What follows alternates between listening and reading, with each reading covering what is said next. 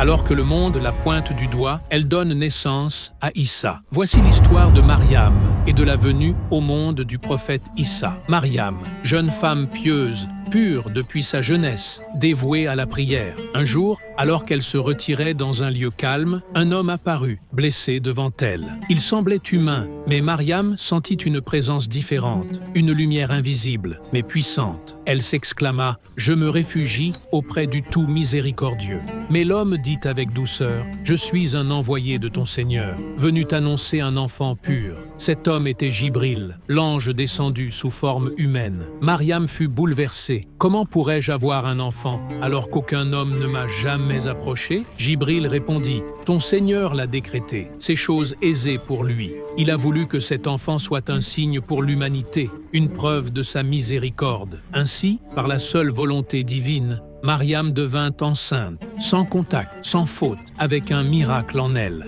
Les mois passèrent, son ventre grandit et les regards changèrent, les langues se délièrent, car tous savaient qu'elle n'était pas mariée. Personne ne posa de questions, elle fut condamnée sans mot dire. Elle s'éloigna, non par honte, mais parce qu'aucune oreille ne voulait écouter. Et quand le fardeau devint trop lourd, elle partit loin, dans un endroit désert, loin de tout. Certains savants disent que Dieu la guida, d'autres qu'elle marcha seule. Mais ce qui est sûr, c'est que le miracle allait naître là-bas, sous un palmier, épuisée, brisée, elle s'effondra et dit « Si seulement j'étais morte avant cela ». Ce n'était pas une fuite, mais un cri sincère contre le poids du jugement. Elle avait porté ce miracle seule et maintenant devrait faire face à l'incompréhension.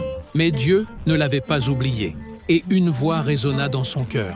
« Ne sois pas triste. Un ruisseau coule à tes pieds, secoue le palmier, il fera tomber des dattes fraîches. Mange, reprends tes forces, apaise ton cœur, et si l'on t'interroge, dis que tu jeûnes en silence. C'est là, dans ce lieu aride, qu'Issa naquit, non dans un foyer, ni dans un palais, mais dans le calme du désert, sous le regard du ciel. Puis elle prit l'enfant dans ses bras et retourna. À sa vue, les gens furent troublés. Certains dirent « Est-ce bien Mariam ?» D'autres murmuraient « Comment une femme pieuse, célibataire, a-t-elle pu enfanter ?» Quand elle entra dans la ville, les regards étaient lourds, les silences accusateurs. « Ô Mariam, fille d'une lignée pure, qu'as-tu fait ?» Mais elle resta muette et montra simplement son bébé. Alors, un miracle brisa le silence. Ce ne fut pas Mariam qui parla, mais le nouveau-né.